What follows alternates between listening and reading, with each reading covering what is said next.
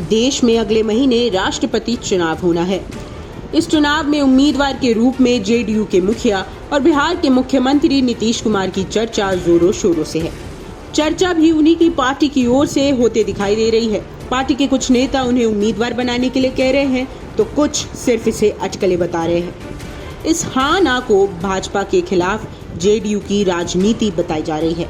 पिछले 4 महीनों में जेडीयू ने भारत के राष्ट्रपति पद के लिए संभावित उम्मीदवार के रूप में नीतीश कुमार का नाम कई बार लिया है, फिर इसे कई बार खारिज भी कर दिया है। फरवरी में नीतीश कुमार दिल्ली में चुनावी रणनीतिकार प्रशांत किशोर से मिले थे, जिसके बाद नीतीश के नाम की चर्चा होने लगी। तब पार्टी के वरिष्ठ नेता केसी त्यागी ने कहा था कि अगर ऐसा होता है तो ये जेडीयू और बिहार के लिए एक बहुत बड़ा सम्मान होगा। हालांकि इसके बाद नीतीश खुद सामने से आए और अपनी उम्मीदवारी को खारिज कर दिया। इसके बाद जब हाल में ही राष्ट्रपति चुनावों के कार्यक्रम में घोषणा हुई तो फिर जेडीयू के खेमे में नीतीश का नाम उठना शुरू कर दिया। बिहार सरकार में मंत्री और नीतीश के खास जाने माने वाले श्रवण कुमार ने टीवी चैनल से कहा था कि नीतीश कुमार का संसदीय और विधायी करियर बेहतरीन रहा है। वह भारत के राष्ट्रपति पद के लिए एक अच्छे उम्मीदवार हो सकते हैं। अगर ऐसा होता है तो हम सभी के लिए ये बहुत गर्व की बात है। ये बिहार के लिए भी बहुत गर्व की बात है। इसके बाद शनिवार को जेडीयू के एक अन्य मंत्री संजय कुमार झा ने इसे खारिज करते हुए कहा कि नीतीश कुमार को 2025 तक बिहार की सेवा करने का जनादेश मिला है, वो बिहार में ही रहेंगे। इसके अलावा पार्टी के राष्ट्रीय अध्यक्ष राजीव रंजन उर्फ लल्लन सिंह ने भी इसे सिर्फ अफवाह का नाम दिया है। राजनीतिक गलियारों में ये भी चर्चा है कि क्या ये जेडीयू की रणनीति का हिस्सा है, जो पहले राष्ट्रपति पद के लिए नीतीश का नाम का प्रस्ताव करते हैं और फिर इसे वापस ले लेते हैं।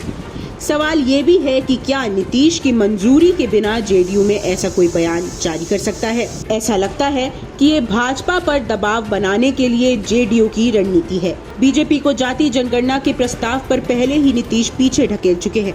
जेडीयू को पता है कि भाजपा को अपने राष्ट्रपति पद के उम्मीदवार के लिए उसकी पार्टी के महत्वपूर्ण वोटों की आवश्यकता होगी। केंद्रीय मंत्री धर्मेंद्र प्रधान इस मुद्दे पर चर्चा के लिए पिछले महीने पटना में नीतीश से मिल चुके हैं। हालांकि जेडीयू को शायद ये भी पता होगा कि बीजेपी कभी भी नीतीश को राष्ट्रपति पद का उम्मीदवार नहीं बनाएगी, क्योंकि ये एक बहुत ही महत्वपूर्ण पद है जिसपे बीजेपी एक ऐसे व्यक्ति को नियुक्त करने का जोखिम नहीं उठा सकती जो उससे सहमत नहीं हो सकते हैं। और नीतीश कई मुद्दों पर बीजेपी के अलग राय रख चुके हैं। एक बार तो ऐसा कांग्रेस के साथ भी हो चुका है। उधर बीजेपी ये जानती है कि नीतीश अगर दिल्ली पहुंच गए तो राज्य में जेडीयू की जनाधार खत्म हो जाएगी, क्योंकि नीतीश के उत्तराधिकारी के रूप में उनके कद का कोई नेता नहीं दिखाई दे रहा है।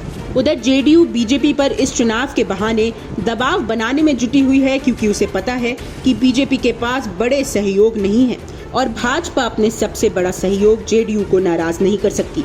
इसके अलावा बीजेपी को लग रहा है कि अगर नीतीश को राष्ट्रपति बनाकर दिल्ली भेज दिया और वे अपने सीएम बना लेते हैं तो जेडीयू को एकजुट रखने में भाजपा विफल हो सकती है, जिसका फायदा राजद को हो सकता है।